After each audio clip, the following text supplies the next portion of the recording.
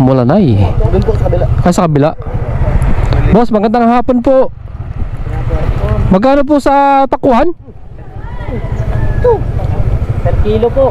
Magkano po per kilo? 20 kilo yung kabilang malalaki. Ito mga idol, ang daming pakwan, no. Ito po. Ang dami. Ito boss. Matamis naman siguro yan eh, no.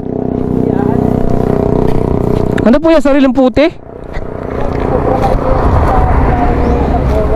Sobra lang sa 90 po, 90. Pa? Sobra po doon sa amin yung binahe. Ay, sobra, kaya hindi nyo nadala. Sabi nagbiyahe ng isang load, kaya marami sobra. Kulang naman ng isang load. Oo. Ay, ingat. Boss, magkano yan? 90 po, 90. Oh, murang-mura, 90 oh. Laki kasi po ito.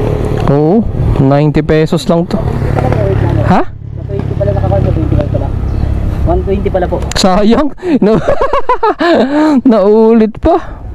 Tapos set pala sa 20 pesos. Ay, 100 na lang. Ayan, 100 na lang naman. Pero hi ko muna sa vlog ko. Say hi. Saan mo? Team Maranan to. Team Maranan. Oo, i-upload ko to mamaya. Sige, thank you, thank you. Boss, marami po salamat. Hi kayo sa aking vlog, naka-vlog ako. Ito mga idol, oh, sa mga gusto pong bumili ng pakwan. Ano po barangay ito? Barangay Bagupahi po ito. Barangay Bagupahi, yan, along the highway lang. Yan, sa mga gusto mag-business dyan ng pakwan, no, dito kayo kumuha, direct. Direct na po kayo dito. Boss, salamat. Sige pa, thank you sir.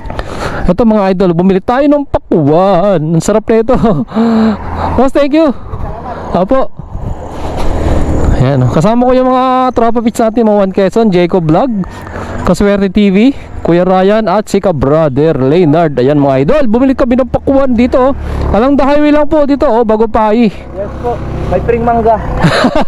May free pala itong mangga. Ayos mga idol, mura-mura 100 pesos, ang laki. Ayan.